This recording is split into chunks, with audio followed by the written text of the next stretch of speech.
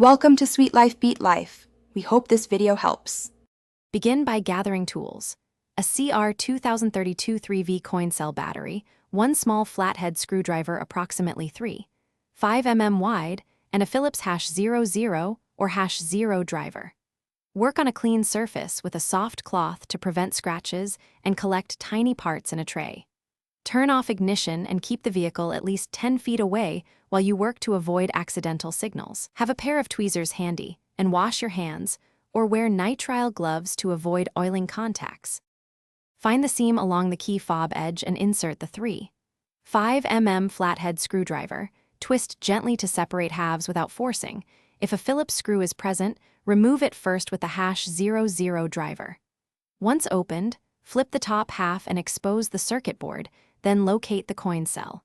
Use tweezers to lift the retaining clip and slide out the old CR 2032. Observe polarity.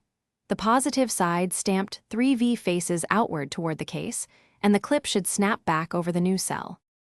Seat the new CR 2032 3V cell with the positive 3V side facing outward, ensuring the retaining clip snaps over the edge to hold it. Align the two halves of the fob and press until you hear a click. If a Phillips screw was removed, reinstall it snugly. Do not over-tighten. Test all buttons from 3 to 10 feet to confirm lock, unlock, and panic functions.